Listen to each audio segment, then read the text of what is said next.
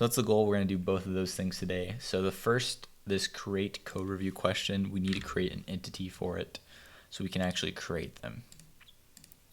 So we're going to go to our entities here, and I'm going to create a new one, which I'm going to just call, I don't know if I want to call it code review question or just call it question. So in the future, I could see us maybe also doing like gists and maybe other things. So why don't I call it code review question for the time being. And we'll copy what we have in user and we'll start from there.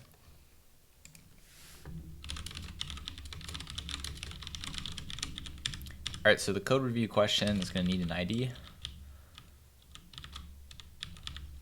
And then after that, there's going to be two fields, starting line number and ending line number.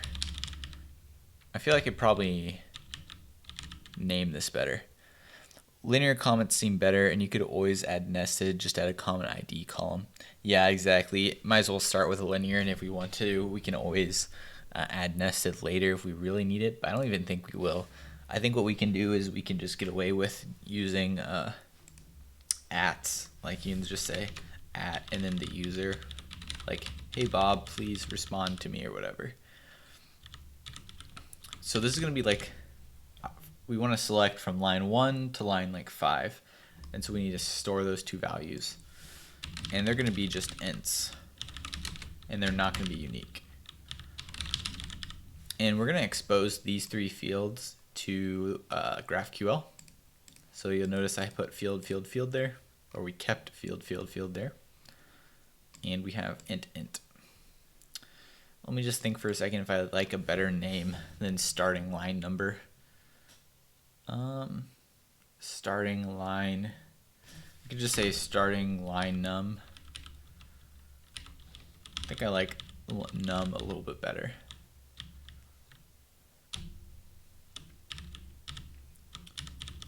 And then we're gonna have the question text. Now this is something at first, I'm gonna make it really basic and we're just gonna have a text. But I could see the question itself, and maybe we should just say the text, because we know it's a question based on this. We'll just name a question, that's fine. So at first it's just going to be plain text, but I could definitely see this being, well, I think it's probably always going to be a text field in the database, but I see this being able to support Markdown or other kind of formatting later on.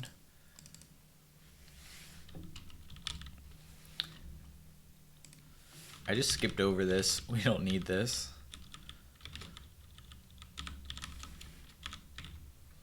And I think these are the basic fields that we need for this particular entity.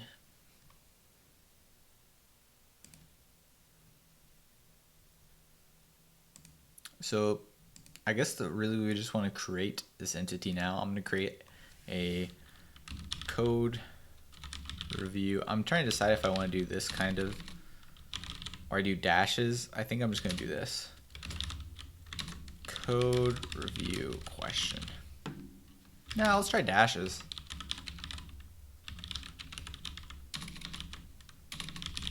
It's kind of nifty.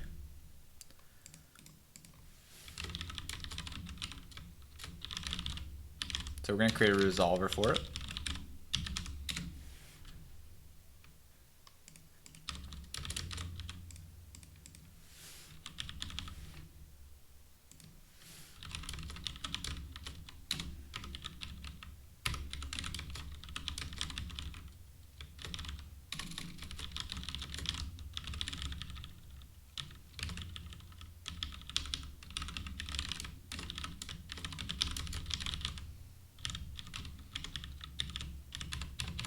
So this is something where we want to actually allocate this to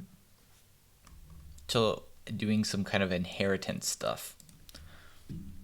Post thread and comments are alternatives. Don't you need to link it to a file? What do you mean link it to a file? Oh, I see what you're talking about. You're definitely right. we need to link it to, like, for example, I'm thinking we should just use like this entire path is what we should store.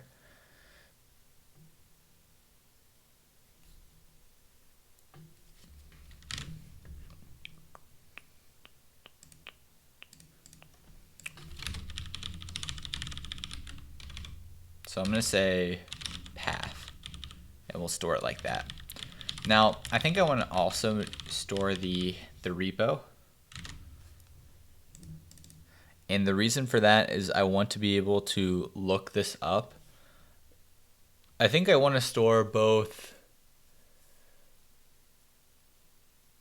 Okay, I think we want to add possibly 3 fields. There's 3 possible fields we can add here. The username, the repo, and then whoever actually created it. And I think I'm going to separate these into 3 fields. So repo, username, and the creator.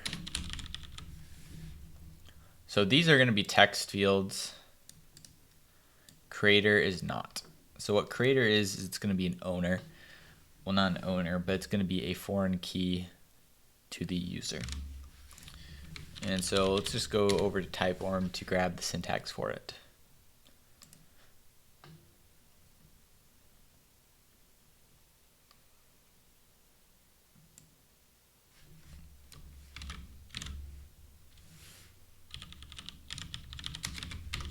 So this is going to be a one-to-one relationship, meaning for a particular question, one user creates it and is like associated to this question. And actually, it's not one-to-one because a single person can have many questions that they actually ask. So let's switch over to the one-to-many section. All right, so a user can have many photos. This is the exact same relationship that we have here. Say many to one.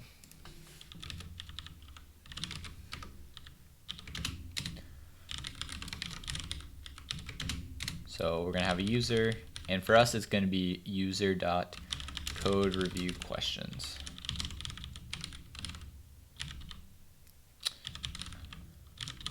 What do I want to call this? This should be creator, and this is going to be creator ID. Creator ID. We haven't added this field yet, so we have to add this the opposite side of the relationship over here.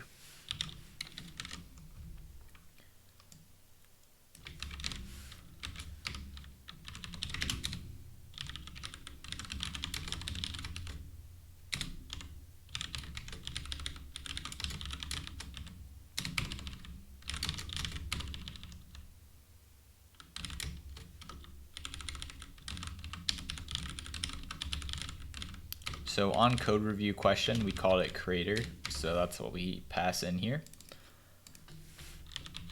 And then the type of it is just code review question.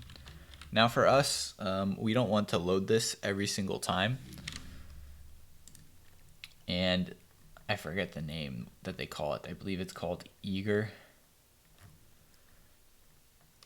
And I think yep, eager versus lazy. I saw it over here a second ago. Not this one. There we go. Eager and lazy relationships. So for our particular relationship, we don't want to load it every single time.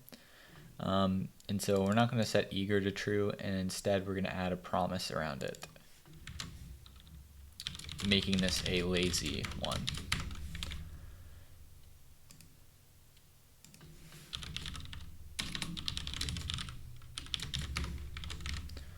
The other thing is I need to set this as a column name. So like I need to say that I want the creator ID here as a thing.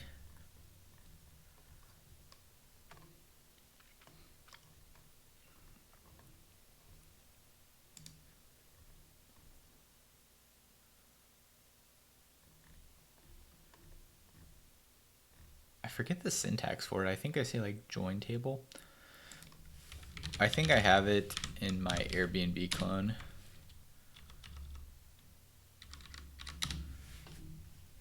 What about a linked list of questions, or are you going to have an object of responses? Yeah, I'm going to create a separate table for the responses. And the reason why I'm choosing to do that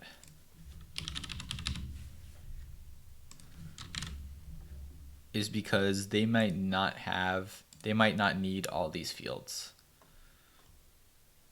right? Starting line number, ending line number, and all that stuff for the responses.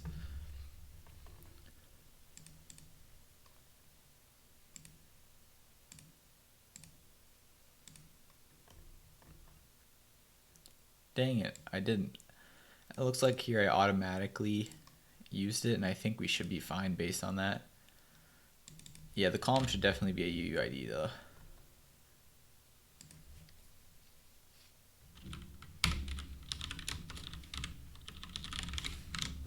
Reason for that being that that's the type of our IDs. Yeah, I mean, that'll do.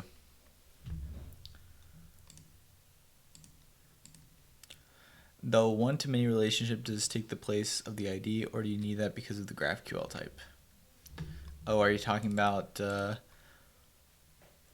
take the place of the ID, like how we specify the ID for the field here for the GraphQL schema? We want to, I think, so with this ID, I believe we want to specify in the GraphQL schema the primary ID of that, or the unique ID. And so we want to use set it here, and we only want one of them. And so I want to actually have this as a string in my GraphQL schema and not an ID for the creator ID.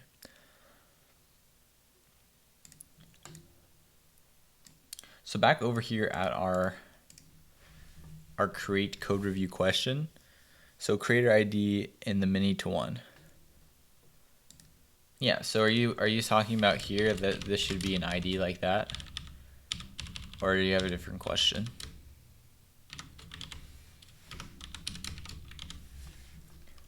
Like, this should be a UUID,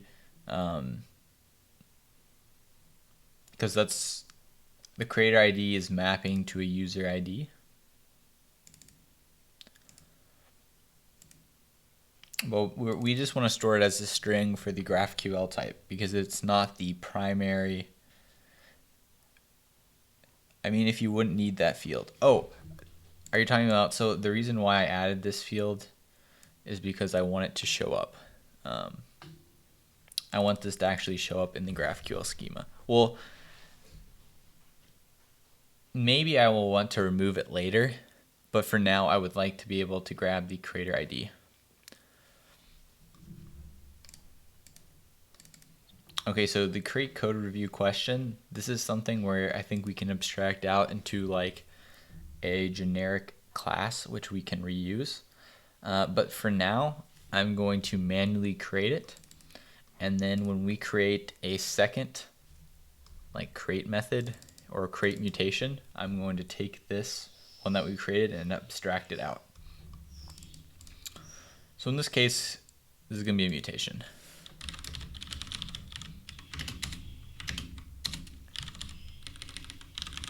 And there might be a point where with our code review question, instead of returning a creator ID, we actually return the user itself.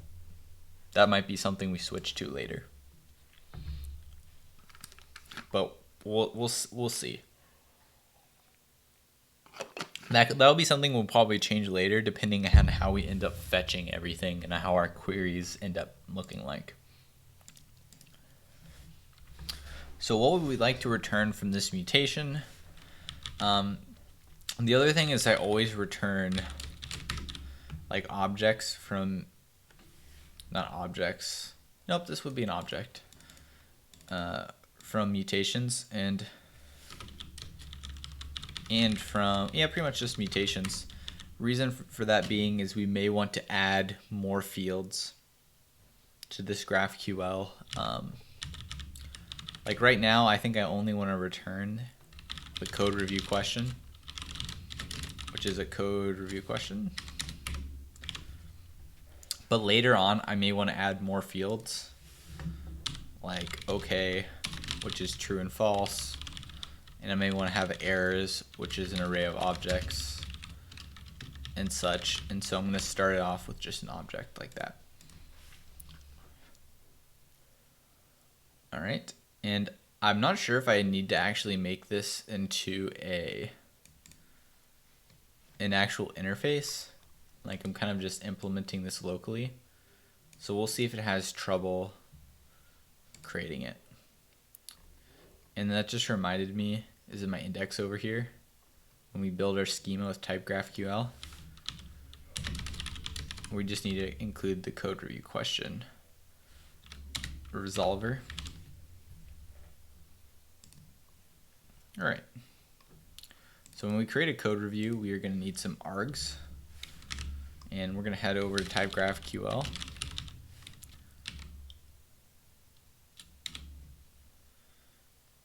And we'll find the syntax.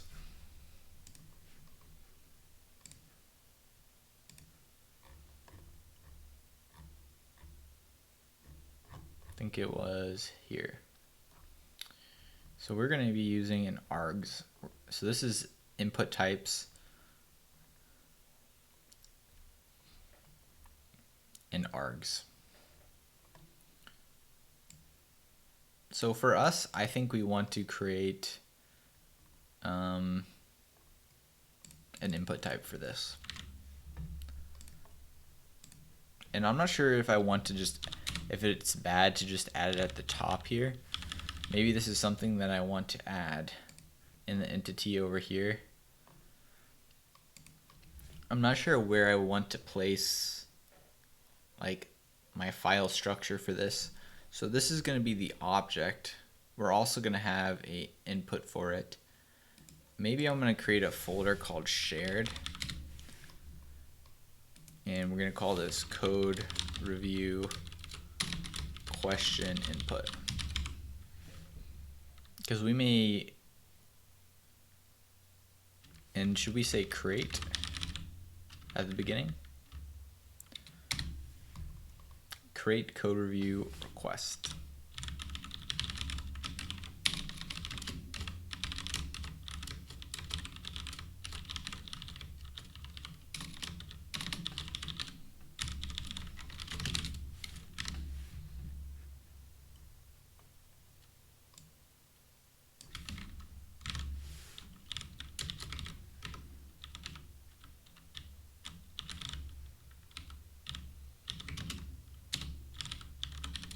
Not going to add a description on it.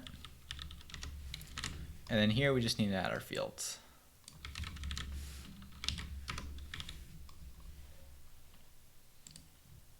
So a few things, we do not need to include the creator field, and we can implement partial code review. We can follow the same thing that they do.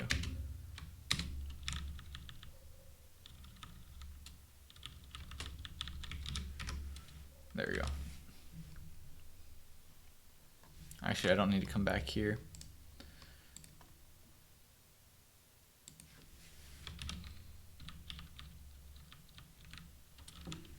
So these are the fields that I want.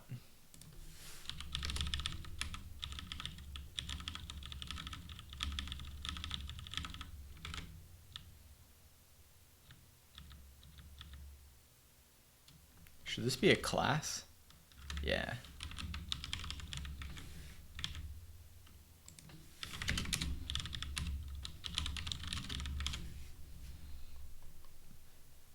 All right, so this is what I think we want to input here. And so now it's going to be an argument.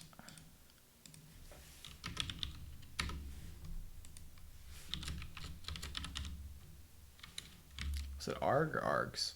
This is arg. So now the name of this field is going to be,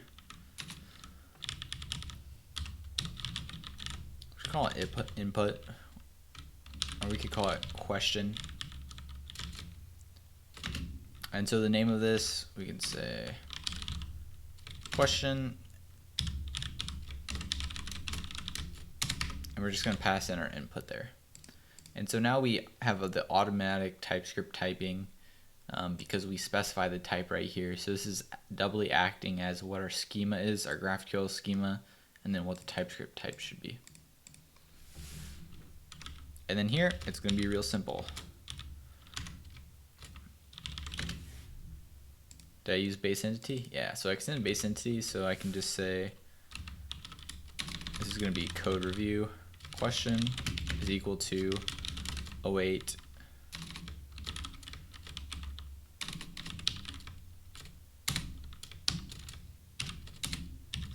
we're going to pass in what we get from the question up here.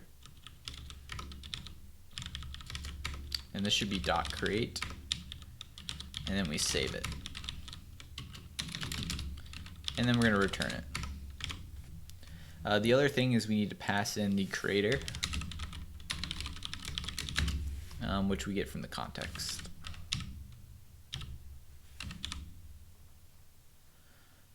Context.request.session.userid.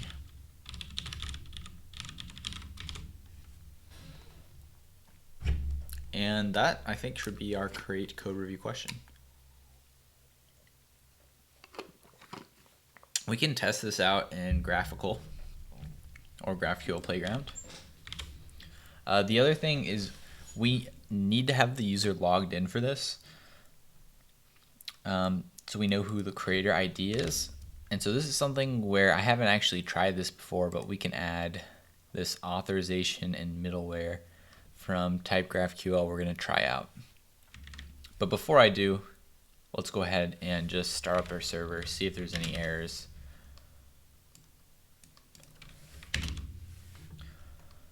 Alright, so cannot turn GraphQL output type for the create code review question. So that's what I figured, that this would not be able to automatically create this. So this is going to be create code review response.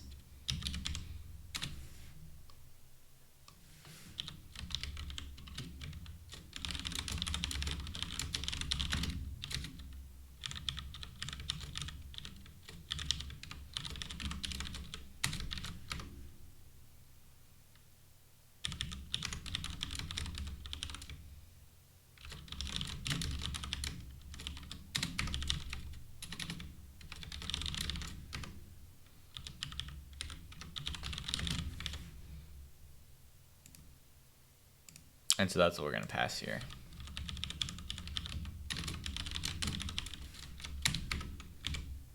All right, let's see if that handles it better. Cool.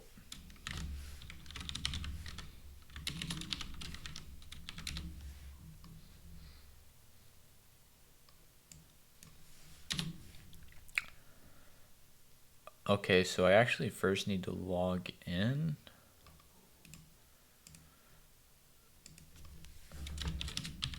Let's see if I am logged in right now. I don't think I am. Yeah, I'm not. I actually don't know how I would log into this.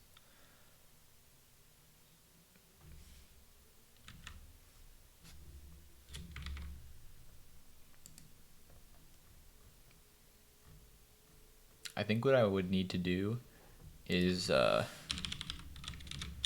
redirect /GraphQL. So now let's go to /auth/GitHub.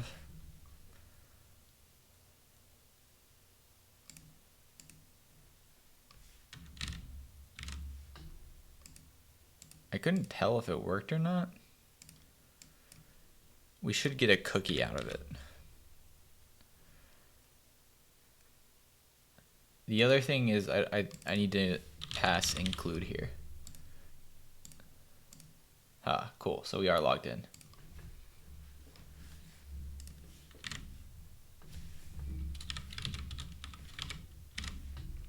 All right, so let's try out that mutation we just created.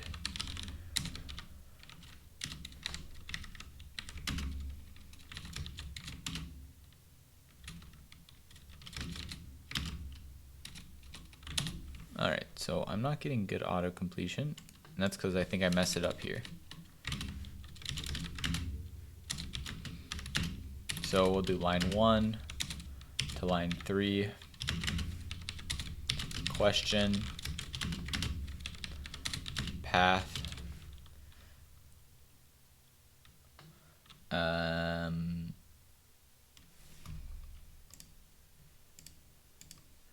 guess the path.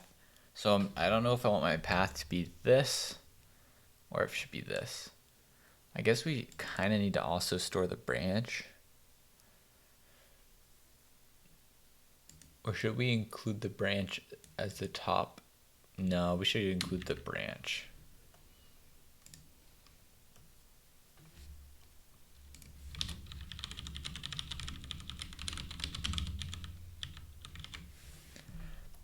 So right now we're getting our information off of GitHub. Eventually this should become, actually I think this would become 3 different foreign keys. Like this should go to a user, this should go to a branch table, this should go to a repo table.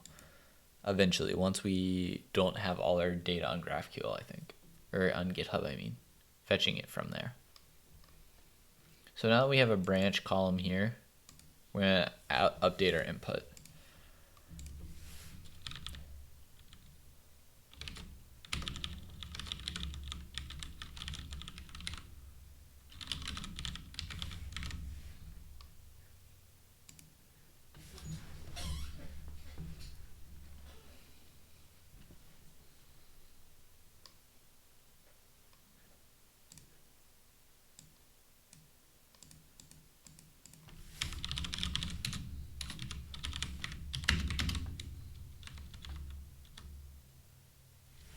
Let's make this pretty.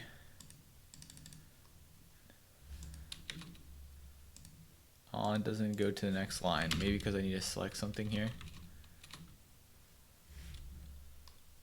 So I'd like to see this drop to the next line. I guess I can just do it myself.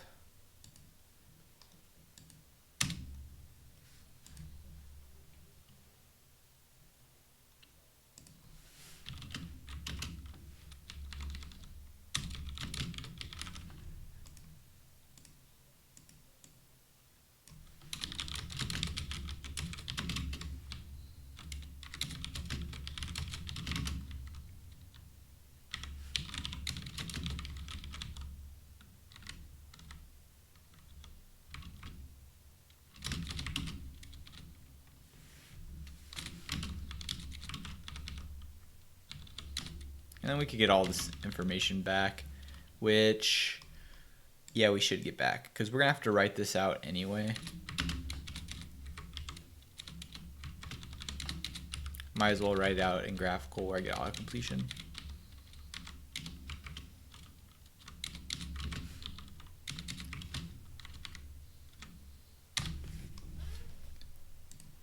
There we go.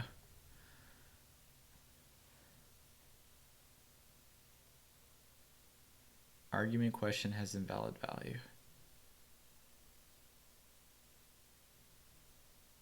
Expected string found in line 1 field ending line number expected string.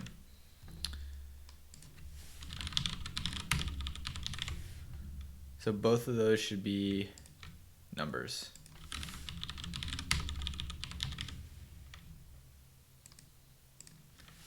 And type GraphQL doesn't know if this is supposed to be an integer or a float. So I'm going to say int.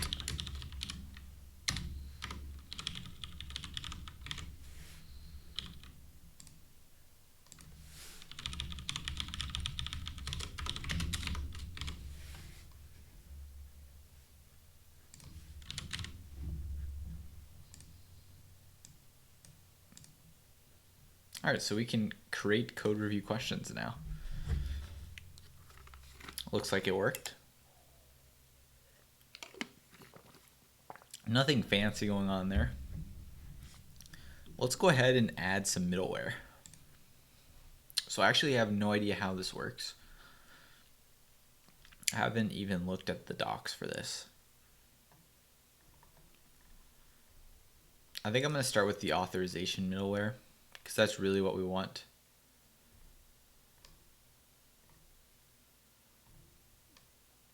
and then just add this.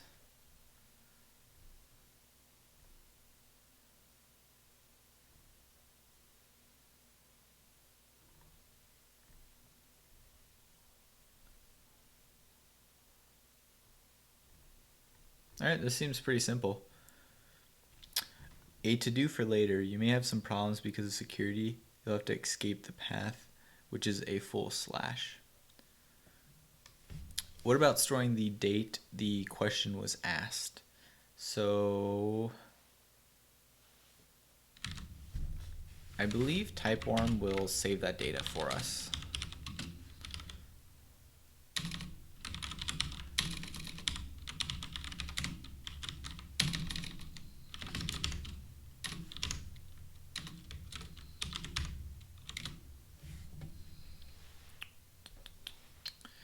No, it does not. Okay, you're totally right. I couldn't remember if typeworm did that automatically for us. So maybe put the path as an array. Why are we going to have why do we have security problems with the slash?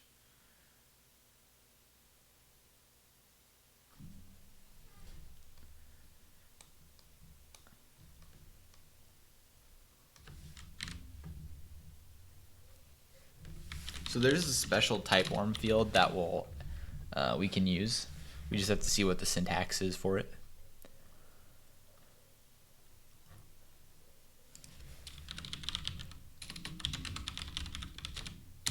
And we're definitely going to need to know this. Ah, perfect.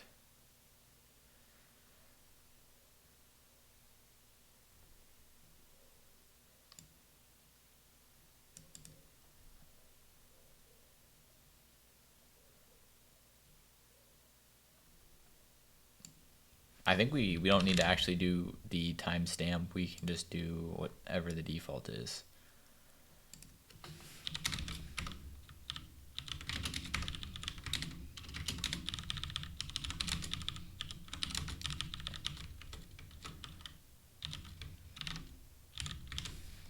And I would like to expose this field. Cool, it didn't crash. I'm not sure if we're going to need the updated at. Because of possible SQL injection. Oh, are we exposed in some way to SQL injection if we store the this string with paths or with slashes in them? I'm guessing typeworm is going to decode some stuff for us, or at least escape it. I mean, not really decode.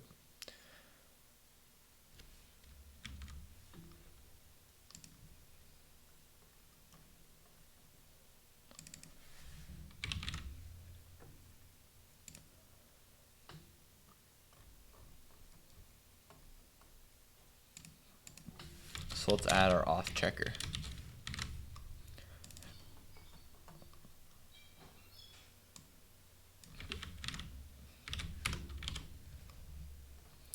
Here you can read user from the context and check the permission against any roles.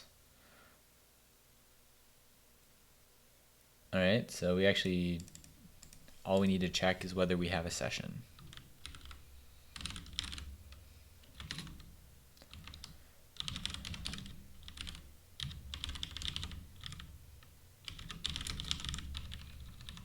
So if this evaluates to true, then we're good to go.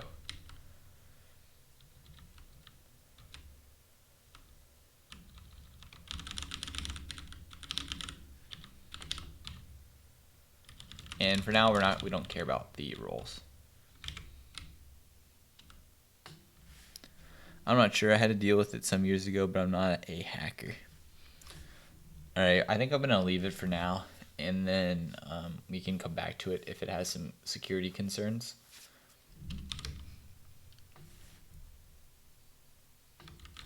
Okay. We'll leave this comment so we know if we can do false for it to be denied. I'm just trying to think if sometimes it's not going to have a session.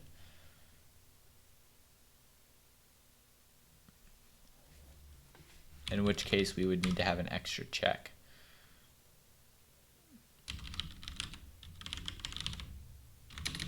Let's add an extra check. So a session exists and there's a user ID.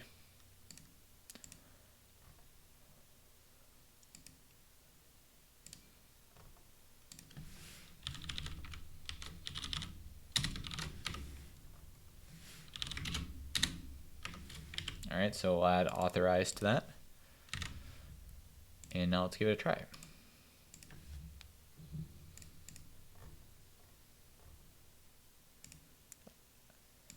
All right, so we currently have a cookie. We're able to create another one. Good. Clear my cookie. Not authorized. Perfect. That was actually pretty easy to add authorization to type GraphQL. It's pretty nice.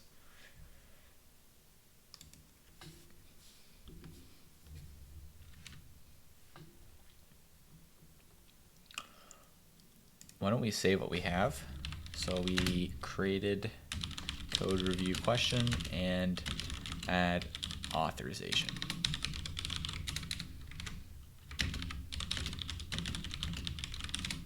And we might add some more advanced authorization, but this is pretty much all we need for now. Other thing is I just want to view our schema over here and see if the types look like they should. Everything is required. I think that's right. This is what I expect to see back. That all looks good. The only other thing is the creator ID, not created ID, but the created at, that date.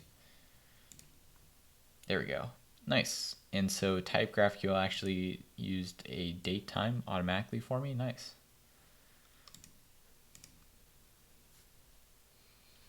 So should we implement this in the front end now?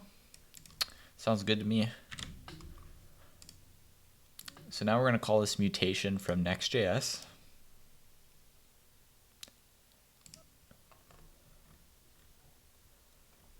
And we're going to create a component, and this is going to be, I'm not sure what I want to call this. If I want to just call this file.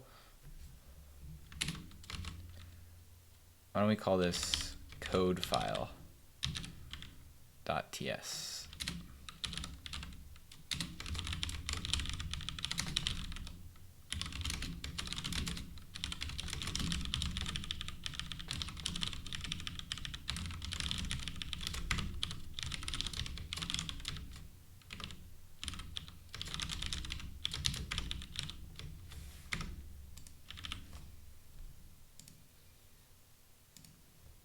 So this is going to handle the case where we have a blob.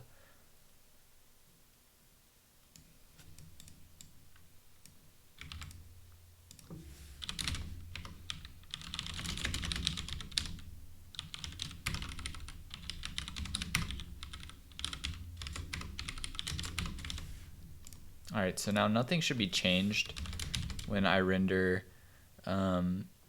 this code file.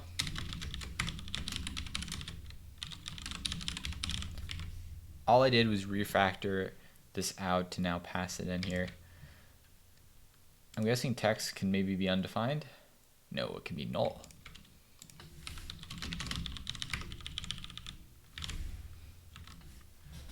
Okay, so it looks absolutely the same, which it should. Haha, just kidding.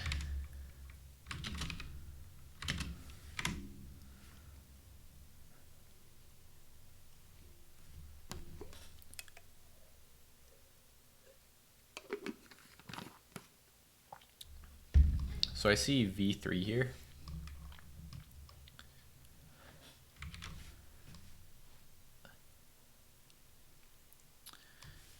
And I'm guessing we just, when I cleared the cookies, it cleared it for this too. And just log in.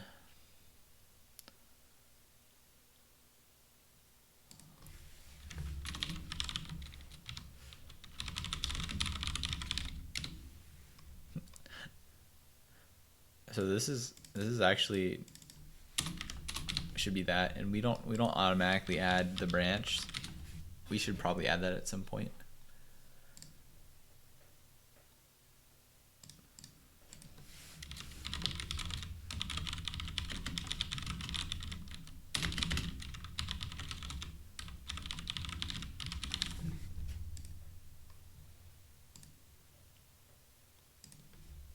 Okay, so this file here is where we're going to add stuff, and we're going to put all our logic in this code file thing.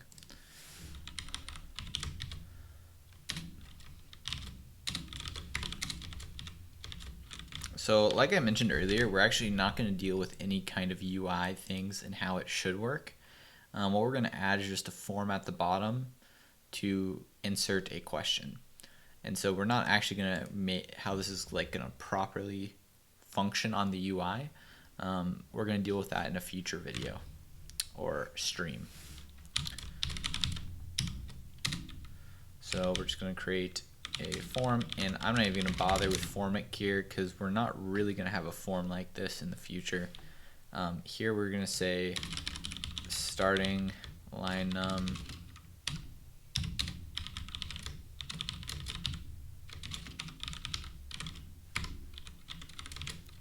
This is mostly for test purposes and getting an idea of how the flow of the application is going to work.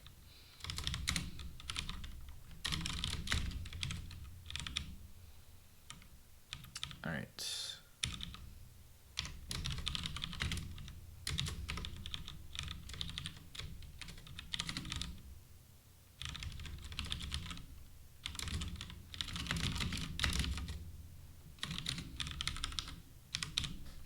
So here I'm going to say this is going to be an event.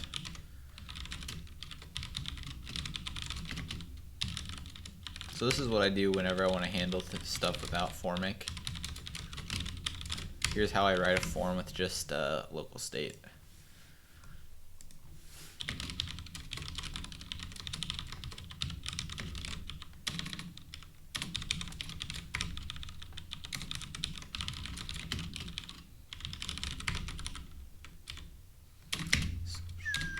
We have that, we have that, we have that.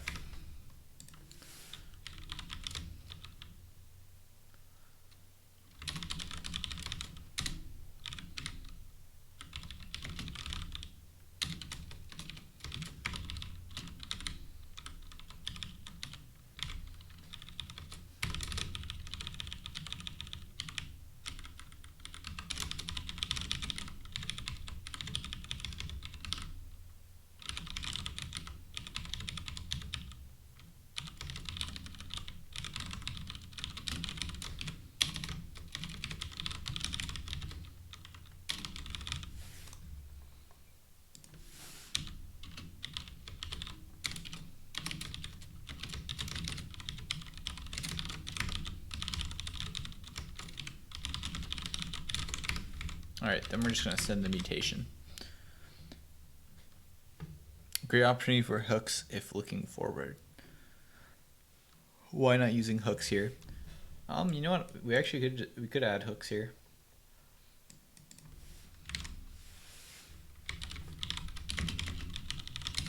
I'm curious if Next.js supports upgrading it. How to hook to Next.js lifecycle. This is not the right date. I don't see any official thing. We can just try downloading it ourselves and seeing what the heck happens. Let's give it a try. I'm going to just say before adding hooks. Oh,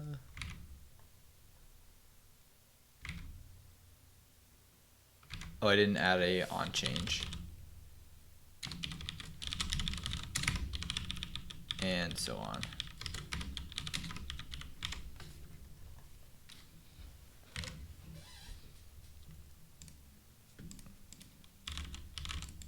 Cool, I just want to just verify my form worked.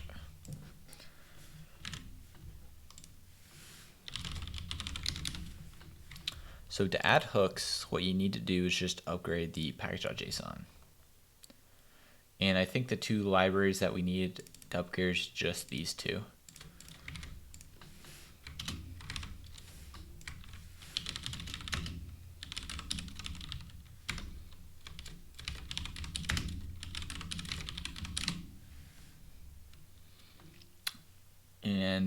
I also want to upgrade the types for TypeScript. I don't know if I can download like @types React. Let's see what the latest way to do this is.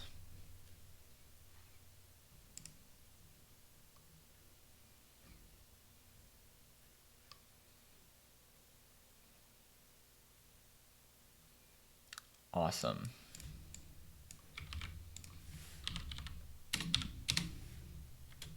So let's see what npm says this package is about. What do you mean this? How does this not exist? There we go.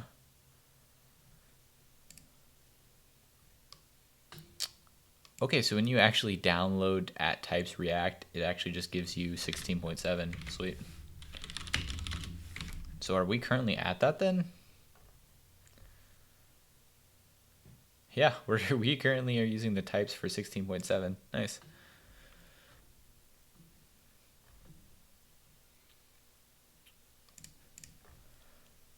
All right, let's give it a try.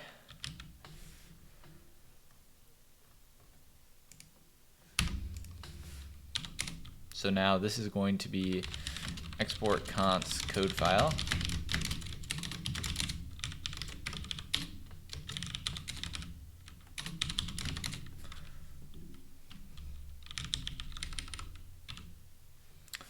And so we're going to be using use state here to replace these three guys. And I guess I can say values. And I think there was a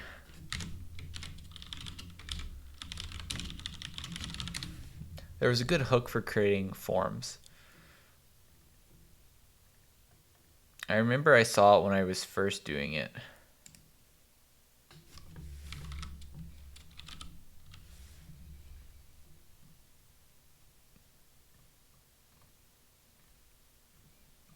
Okay, I'm just going to recreate it. I think I remember the gist of how to recreate it.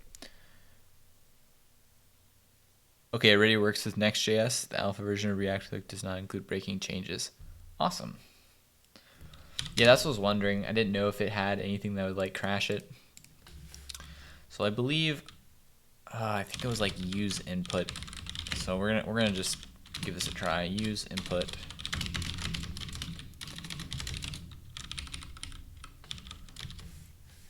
And I think what I pass in is my values. And this can be anything.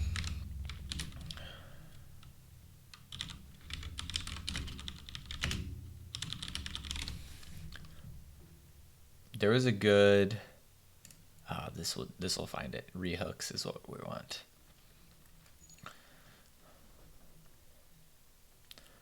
Hooks by example.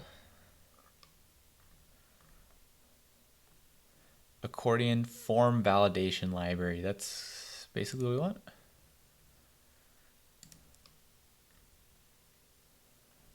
Initial values on submit. We don't really care about validate. Well, this kind of has a lot of stuff in it. I feel like we could simplify this a wee bit. Yep, this is basically what we want though. So we're going to copy this and then just simplify it a bit.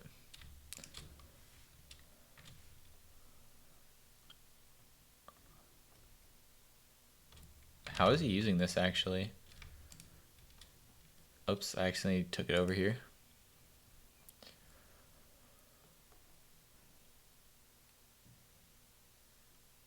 Use context, and then he passes in his form context. This is weird. I wonder if that's a good way to do it. Rehooks. This is the one I was looking for. Rehooks input value was the thing I think I saw. That was just like super simple. Yes, this is it.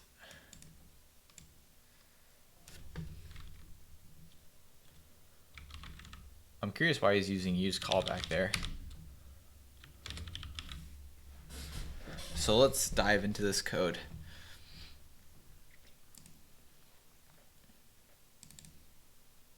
So this is going to be the initial value of our state.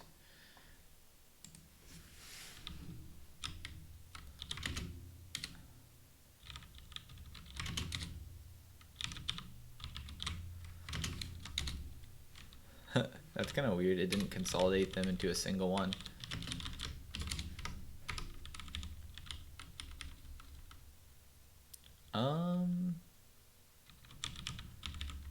I don't think it'll be mad at me if I don't include that at the top. I think in Next.js it doesn't care.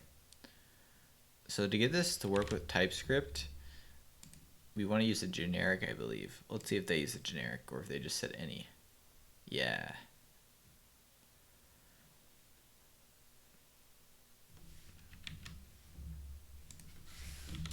Do I put the T there? Yeah. So this is going to be T, and then we pass the T to use state, I believe. Oh, there's nothing else we need to do there. Yep.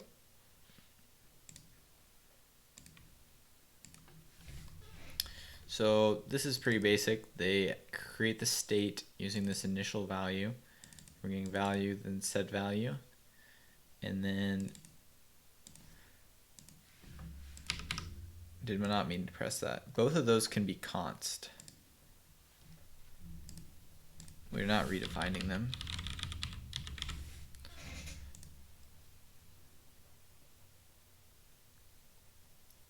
Use callback, passing in a function. I'm gonna just make it into a lambda because I like lambdas better.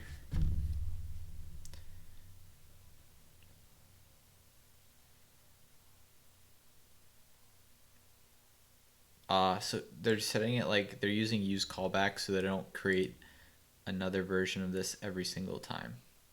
That makes sense. So now there's only going to be one instance of onChange.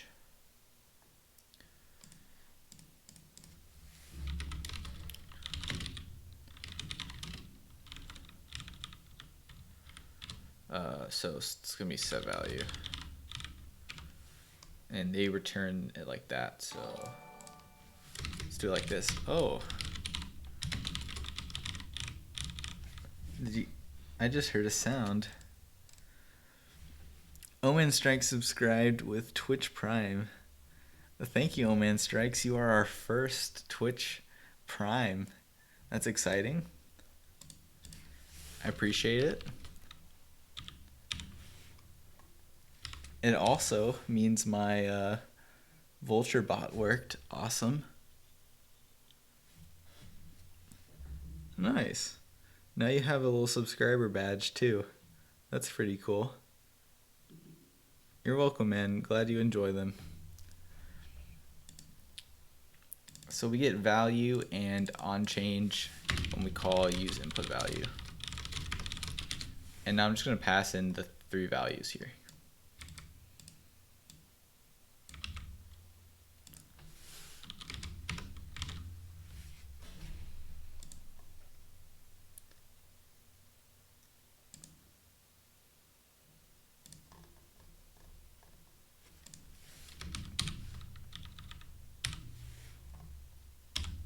So we're going to copy that.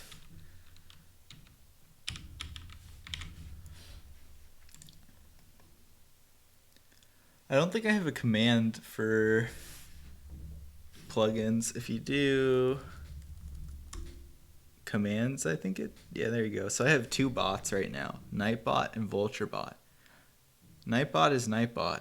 VultureBot is PhantomBot.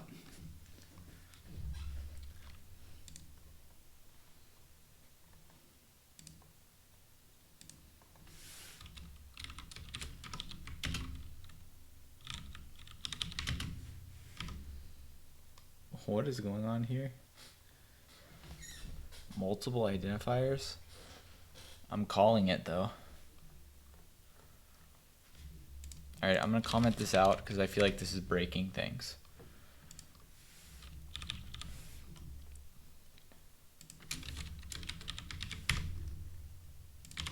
All right, cool. So when I save the file, prettier ran, so I know that my syntax is good now.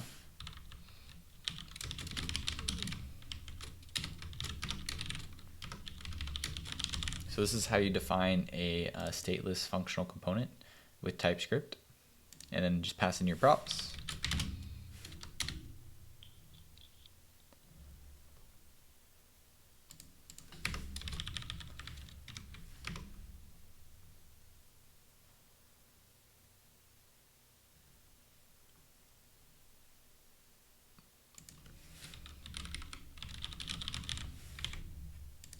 Okay, so our destructuring was messing it up.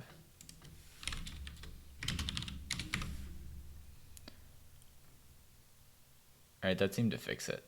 I don't think I want to do it like this. I think I want to create 3 of them. And I think I want to return it like this. So this may not be the proper way to use it, but I'm now going to return an array. And we're just going to do 3 versions of it.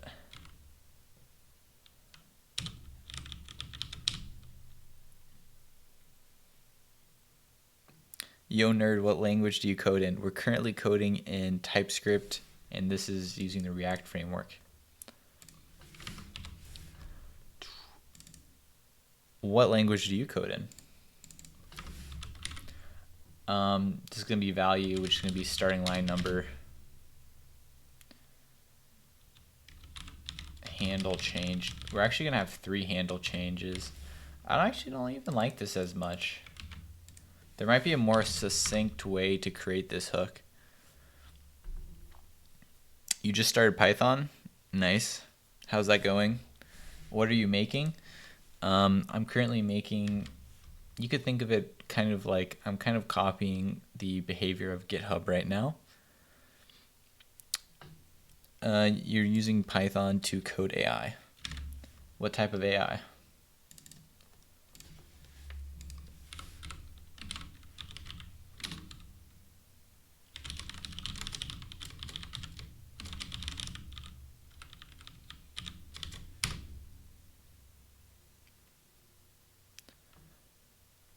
Hey man, do you use Windows? I don't, I just use Mac. Machine learning neural networks. Have you tried out TensorFlow yet? Or I think it's called scikit-learn. You want to read DNA and modify it. Nice.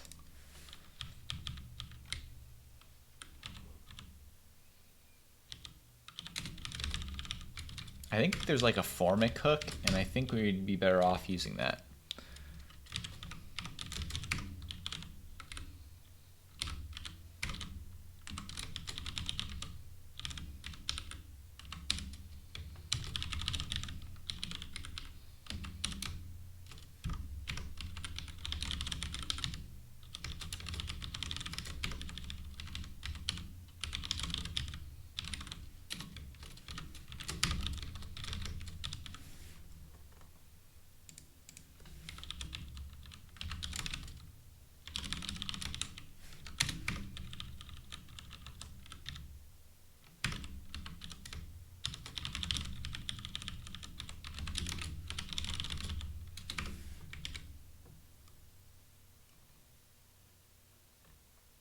Should be question change.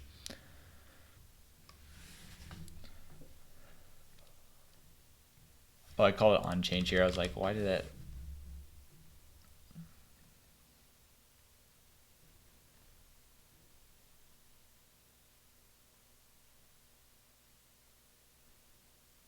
So this is a string. And what is this? This is is not assignable. Okay. So the value t, we should not have to declare this. This should just pick it up automatically. All right, what if I just say string? And what does this return? A string. That's what we want to return.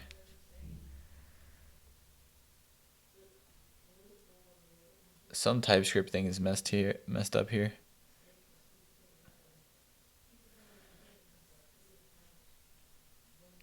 Yeah, scikit-learn is definitely the way to go if you want to do Python and machine learning. It's really good to start off with. And then if you want to start writing like your own neural networks, TensorFlow is like a really good one. I haven't tried. There's a lot of other ones too though that are in Python as well. There's one like called Kira, or like is it Kiros or something? I can't remember the name. That's another good one I've heard of. PyTorch too.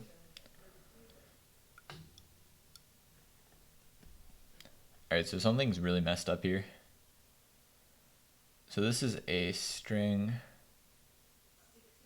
Why does it think it's a string or that? Ah, because that's what I'm returning from the array. Ah, so we're returning an array, we want to return a tuple.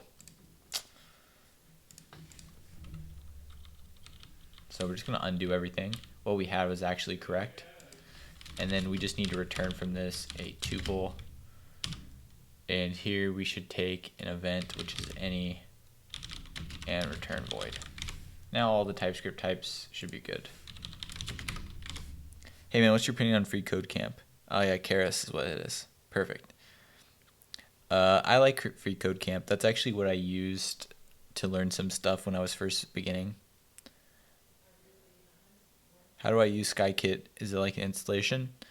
Yeah, if you go to the getting started for it, it should walk you through. Basically, you have to install it with pip, or you can use a library, or not library. I don't know what you consider Anaconda to be. Anaconda. Not this one. Distribution. There you go. So you can install this, and this will give you all the data science stuff you need to do Python with. All right, so I think we successfully converted this over to hooks. I'm not really happy with how I did it with the form right here.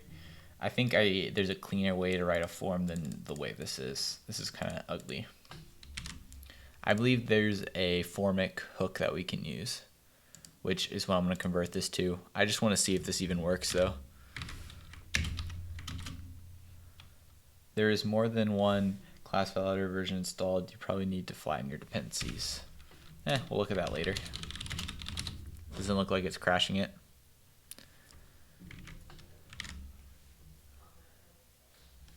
Yeah, or use IPython or Jupyter Notebooks, and that you can start like coding inline and executing stuff. There actually may be some like notebooks that they have. Also, you should go through this. What's it called? Kaggle. Titanic. Go through the Kaggle Titanic tutorial. They'll walk you through everything.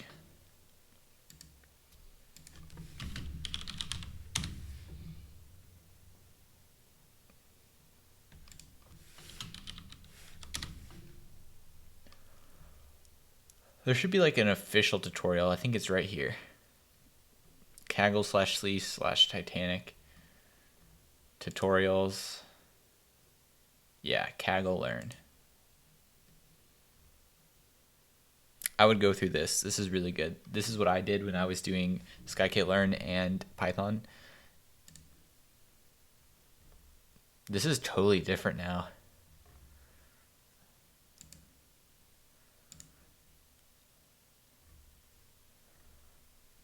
Wow. I haven't tried this new little Kaggle Learn section.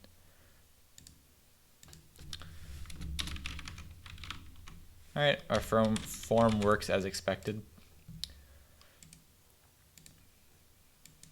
Let's send the mutation now. All right, so let's write our query.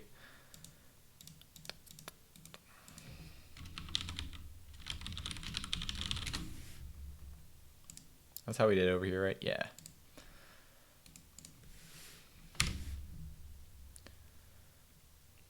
Do you use a laptop or a desktop version of Mac? I'm currently using an iMac, so that's the desktop version.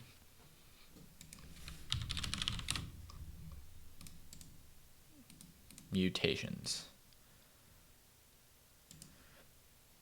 Wait, Was it kaggle.com/tutorial? Yeah.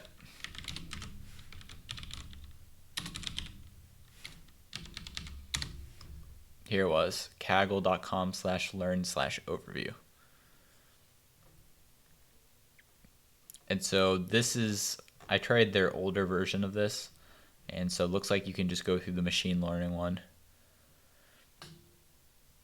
Yeah, I actually did one of that Coursera course that Andrew NG did. I like that.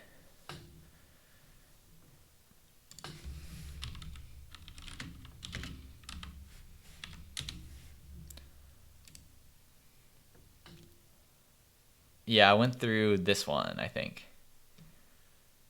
I haven't tried his other courses. I bet they're good. I like this one though.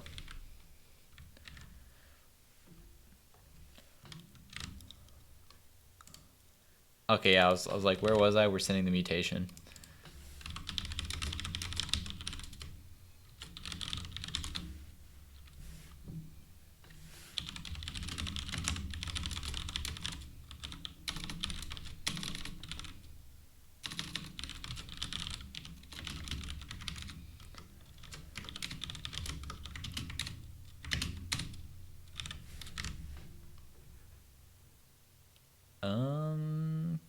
We had it over here.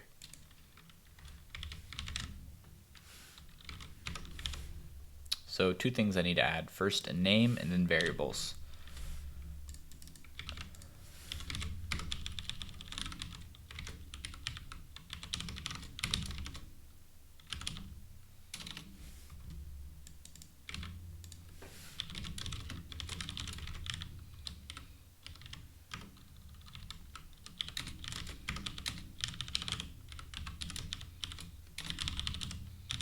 So I learned Python, then machine learning, or can I go straight into machine learning?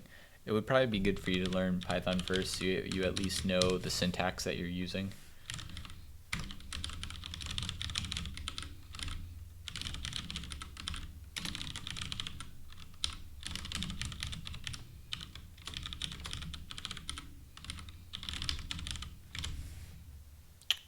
Cool. So we just need to use them here now. By the way, I was just kind of like going through the motions there and didn't realize this should be an int.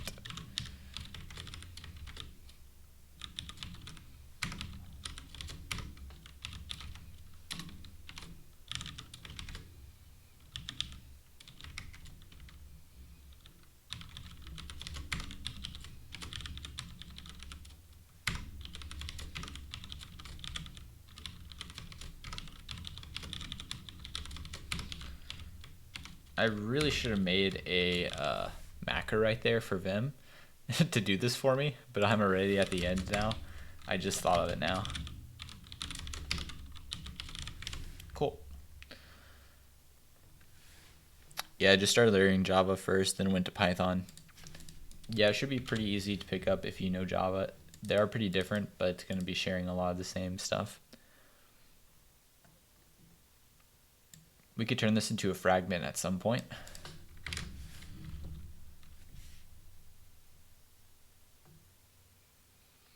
Failed prop type. You provide a value prop to a form field without an onChange handler. Which one? We added onChange to all of them. Like each one of these has an onChange. Not sure what it's talking about. You can multi-select lines in VS Code. I think it's Shift Control up. In this case though, I don't think oh, you know what? You're right. Multi-select would have been pretty juicy because we could have been like copy to the colon, copy, paste it. That might be kind of hard to maneuver. Isn't the username taken from the context? So in the creator ID is, but the username is not. So there's a differentiation here.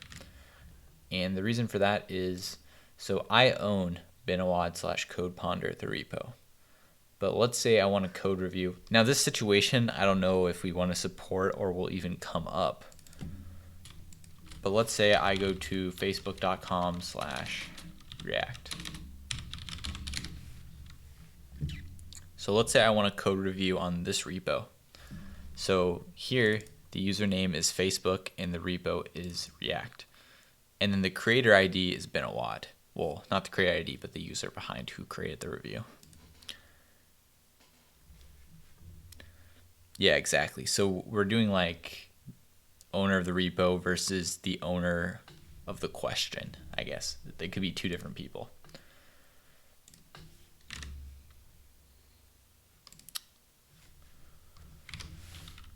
I'm not going to worry about this warning right now. We'll look at what that is about in a second. I just want to generate without the dash GitHub at the end.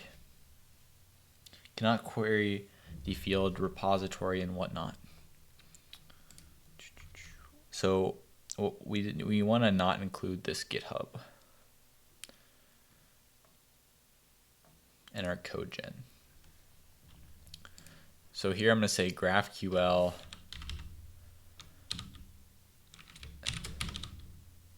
and we're going to include the code review question folder, and we're also going to include the user folder.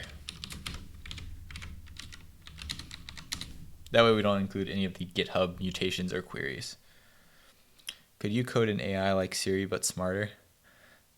I mean, there's Google, what's it called? Google Assistant, which is pretty much better than Siri.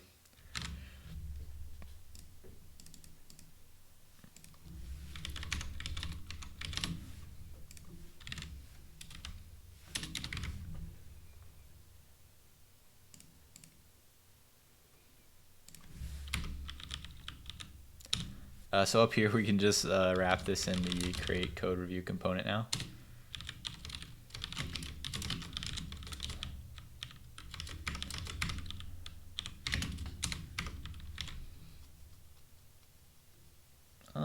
Didn't auto format. I think I messed something up. Ah, yes, we still need the fragment.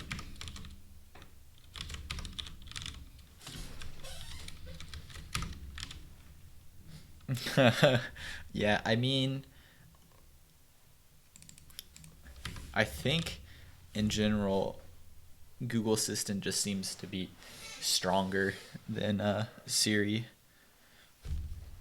I don't know how it compares with like Alexa. I don't know if Siri is better than Alexa or if Alexa is better than Siri, but I feel like Google's kind of like at the top of the AI assistant right now. I feel like they're like when you talk to the Google Assistant, I feel like it gives you better responses than when you talk to the Siri UI or ML and versus the Alexa ML. But of course, I haven't actually like studied it. This is just from like, oh, this should be mutate. This is just from trying it offhand. Yeah, they're all kind of whack though, to be honest, and they all kind of just half work. And then if you say something a little bit wrong, it's all over.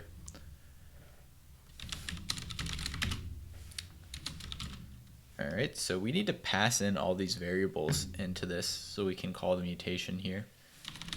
So the only thing we have is the starting line number, ending line number, question, the path, repo, branch, and username. All these things need to come from somewhere else.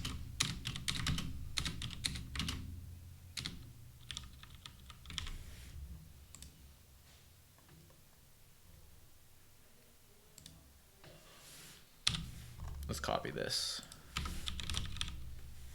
So we're expecting these props as props passed in. So let's add them as to our interface. If they had an AI to create, oh, you know what? Google kind of has a thing like that.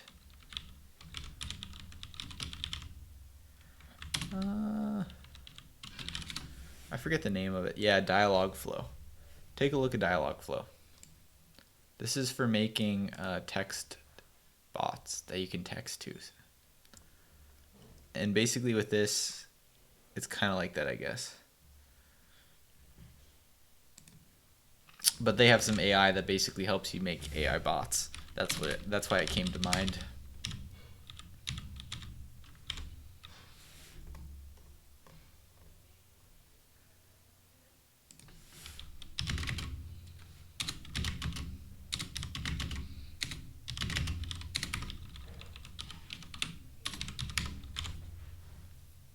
So there may not be a path if you do it in the base project. So I'm going to say the path is just going to be an empty slash. I don't know if that's going to come up.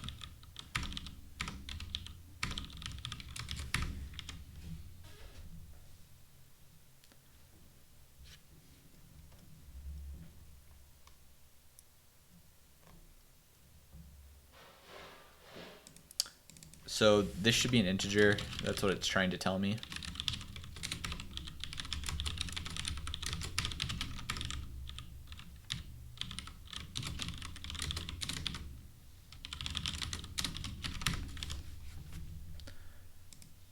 Where / how did you learn? For what particular thing are you talking about? How did I learn to do what?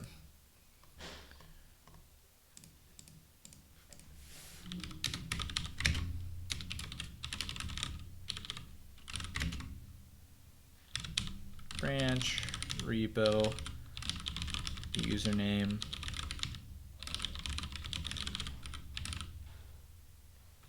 What was the last thing we needed? Path. So repo we're calling name, username I think is owner? Yeah, it's owner in this reference. Because this is the repo owner, which we're calling username. These variables might mess us up, baby. Maybe later. The basics, HTML, CSS, JavaScript, nothing fancy. I don't know where I first started stuff, but I think I probably learned the majority of it from Free Code Camp. Yeah, I agree with that. Like the very basic HTML, CSS, JavaScript. I would say I can't think of any other tutorial that I did for that sort of stuff besides Free Code Camp. Yeah. That's what I did probably for those stuff. And it was pretty nice. So we're passing those variables now. We're calling the mutation here. And let's just log the response. Let's make this async.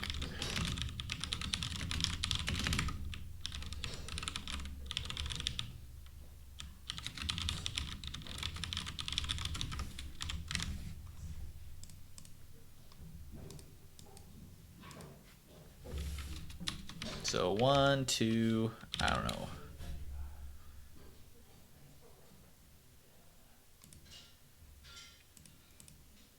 Cool. It created our coding question just fine. So line 1 and 2. So line 1 should be a curly brace, and line 2 is this. So the other thing that may happen is we store the code snippet in the question. Like we actually store that text. Reason being, there may come a place where we want to render these questions and not render that entire file. And in that case, I don't want to have to fetch this file every time. But I'm not sure if we'll get to that. So now I want to just display all the questions associated with a particular path.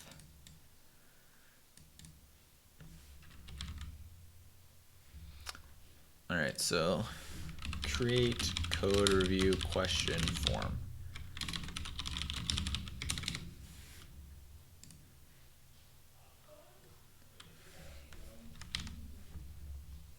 And I just want to make sure 1, 2, perfect.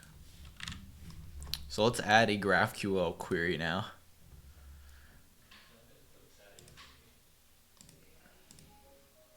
So here's our resolver. Authorized. Do we want to require them to be authorized to see the code reviews? So code review questions. We're gonna put find in front of it. So find code review questions. I'm not gonna say you have to be authorized for this. This is going to be a query, and we're gonna return an array of code review questions. Is that not the right syntax? Has no index signature. How would I return an array here? Does it want this, maybe? Oh, I think what it's complaining about is that we don't return it here yet. So that should complain less. I have no idea why this is complaining right now. We're gonna look at it in a second. By the way, this should not be nullable. And this is not gonna be nullable either. All right, we'll figure out why this is complaining in a second. I'm gonna write out the rest of this. So this is going to be a couple arguments we actually need. So to find code review questions, we're gonna look it up based off of I think these 4 things. The current path, the repo, the branch, and the username. And path is questionable. They may or may not pass in a path. So let's grab those 3.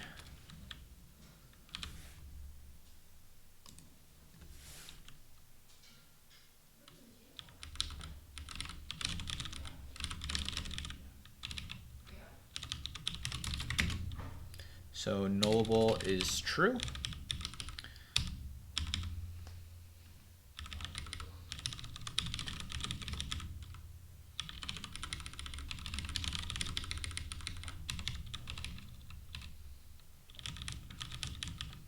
So I'm trying to decide if we want to allow this to be nullable as well, and then just make this a generic search.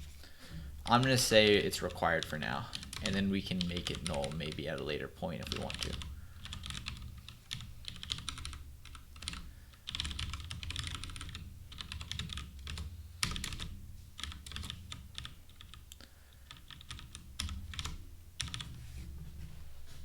Okay, let's try and decide if we need the context. I don't think so.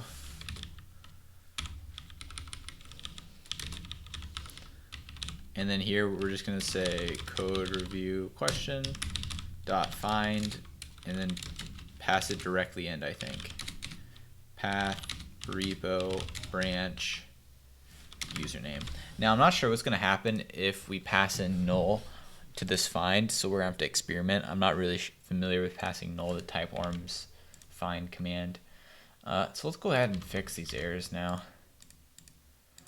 So this is not, when I hit save, it's not formatting, so it's telling me I have some syntax error.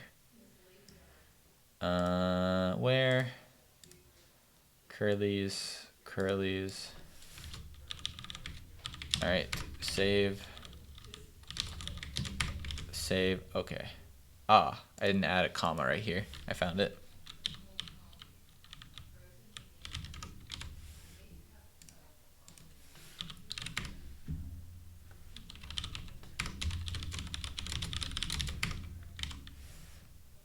What the heck?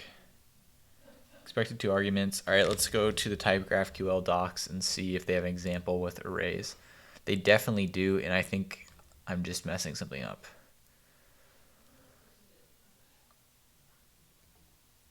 Okay, any good methods? Yes.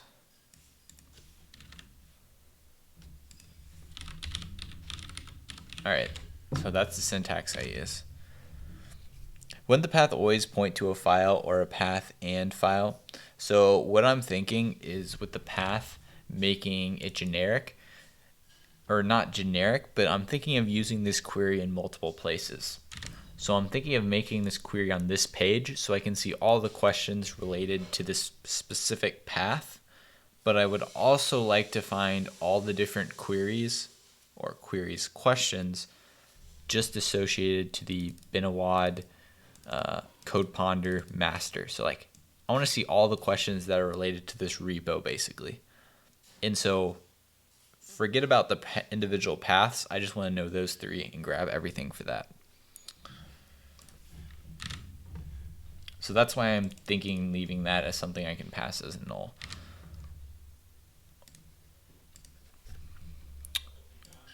All right, so let's go ahead and open this up and query this. So we just need to refresh. Find code review questions. All right, username, Benawad. Branch, master, repo, code ponder, path. Just leave the path out for now. ID, starting. And by the way, this is where we want to use fragments. So we want to grab the same values here that we do over here. So we're gonna introduce fragments. Request, we're getting nothing back. And we did add some questions to this, or at least I had one question. So I think the path null could be messing it up. So the path here should be,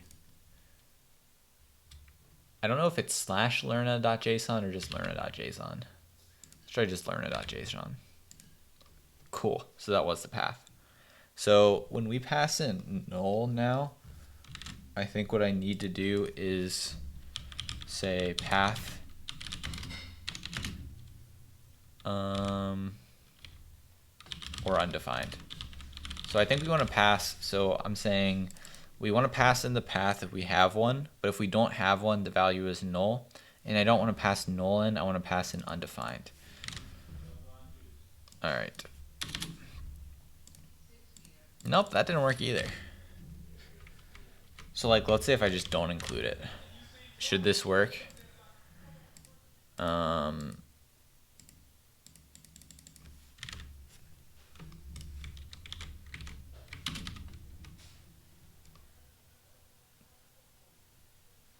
All right, it's back up. All right, so this worked. The next thing I'm going to try is if I actually pass undefined in.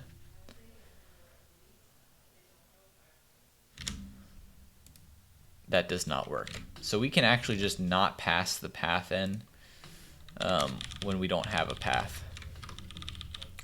So what we're going to do now is we're going to say const where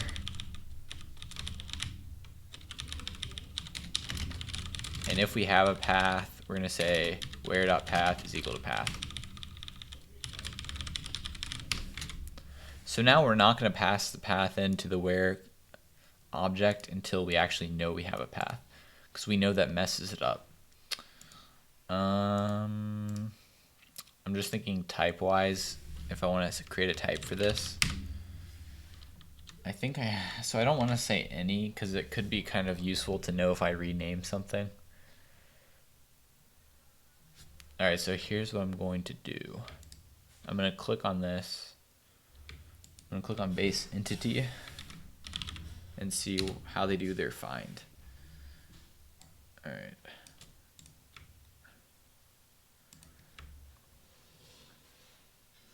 So extends find one options where. All right, find conditions passing in this.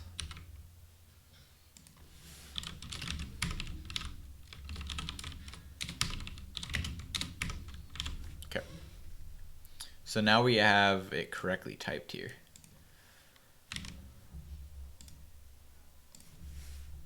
All right, yeah, okay, that worked as expected. We didn't pass in a path name there and we didn't get it here. Awesome, so now we have this query, find code review questions. Really the next thing to do this with that, so let's commit it, find code review questions. The next thing to do with this is to actually query this on the front end and be able to see the questions for a specific thing, like a specific file here. And I think we'll leave that till next stream. I think we're gonna stop here. So what I'm gonna do is I'm gonna stick around for a few more minutes, answer any questions you guys have, about anything we did today or in general, and then we'll continue and pick back up tomorrow.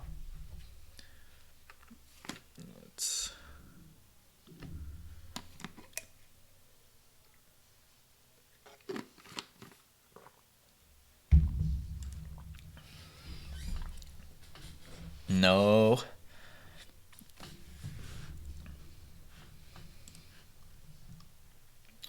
So we're done with this input, and we're done with you. Let's push our code up to GitHub as well.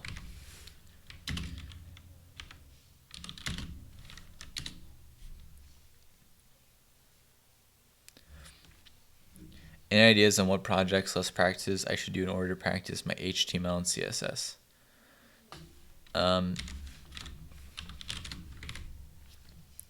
I mean, if you don't already have a personal site, that's always a good one to just create a personal site for yourself and style it with HTML and CSS. We'll style it with CSS. That way you get a thing that you can actually show to people, and you can practice your skills that way. How do you stay motivated to code and not get distracted?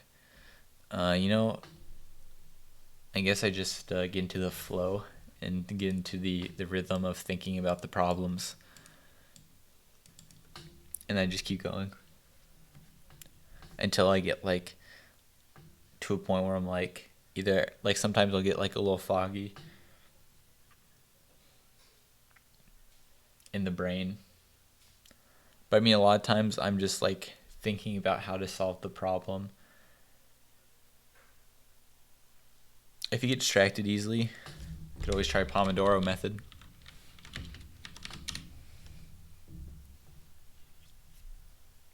Personally, I've never really needed to do it,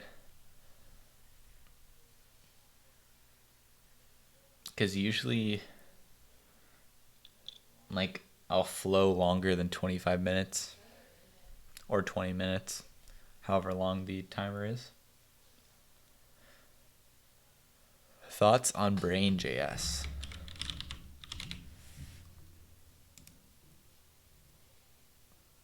I've never heard of this, so no idea. Neural networks and JavaScript.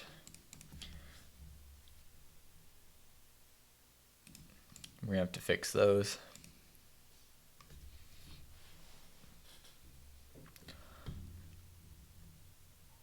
Is this for our node or is this for the browser?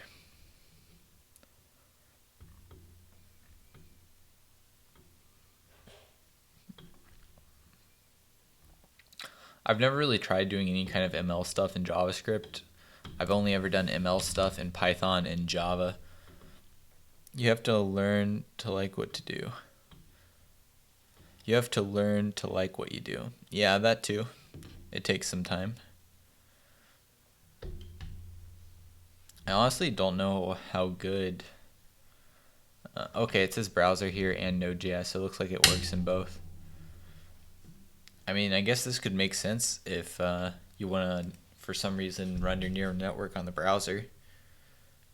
There's really no other way around it than like making in JavaScript, right? Let's merge this guy. Yeah. Oh yeah, I saw there's a TensorFlow for JS as well. I haven't tried that one either. In general, I haven't. I've done less and less ML stuff lately. It's kind of just meh, in my opinion.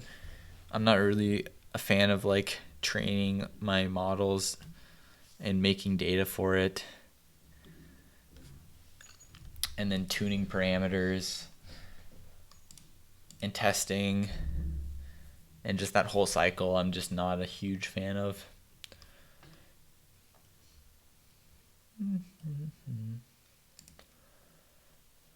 Let's see how many stars Brain.js has compared to TensorFlow.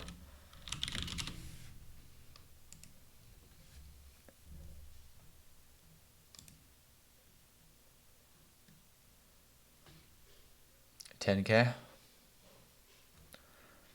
Now this uses WebGL. Does Brain.js use WebGL?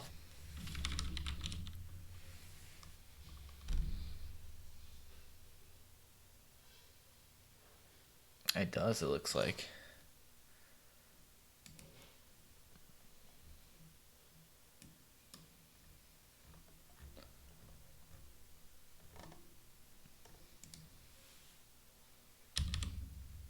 Yeah, I do agree.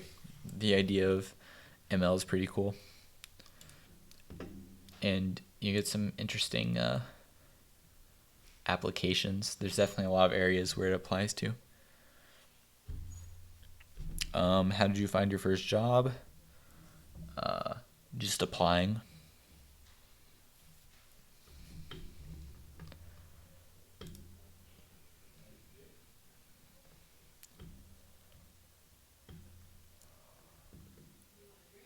$68K downloads.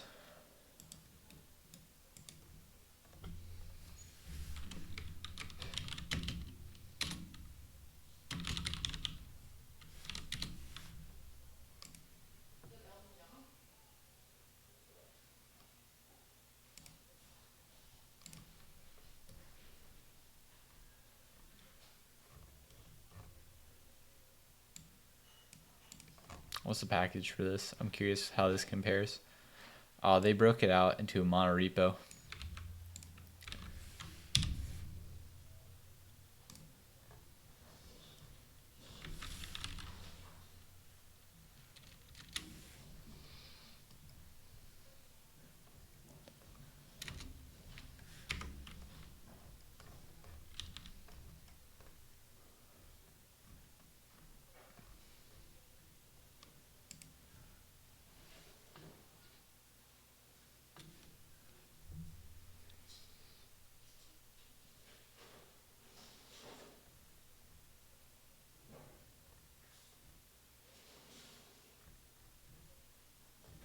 Okay, it's literally called Brain.js. That's what I was checking.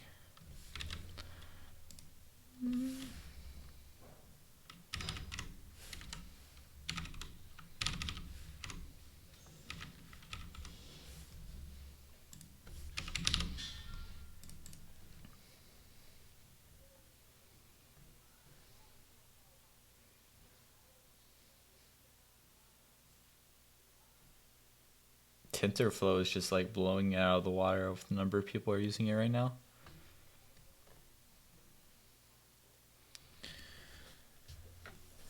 What do you... could you do an ML stream from start to finish? An ML marathon? Nah, I'm not really that interested in ML to do that. What are you working on, the project? Oh yeah, it should say in the bio. Dude, you graduated with 4.0 GPA. It was very, very close to it. I don't think it was. I think it was like 3.99999. It depends on where you graduated from or what you studied. Yeah, I agree. So I went to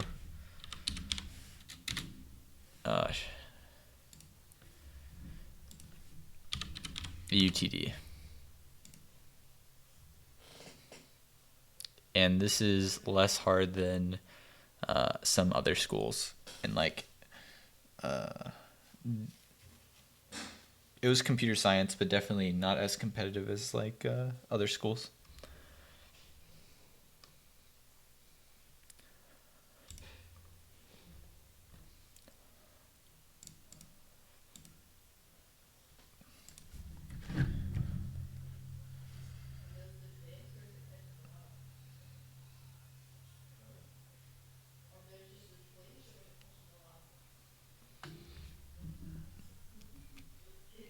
How much sleep did you get a day?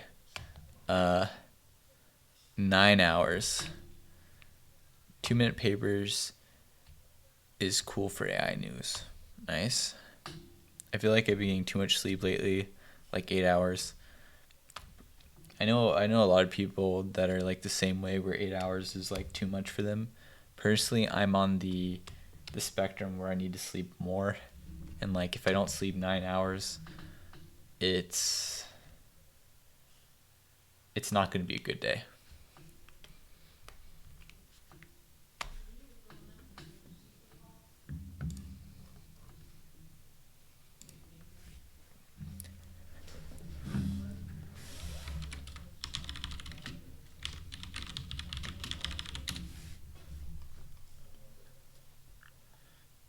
And like, yeah.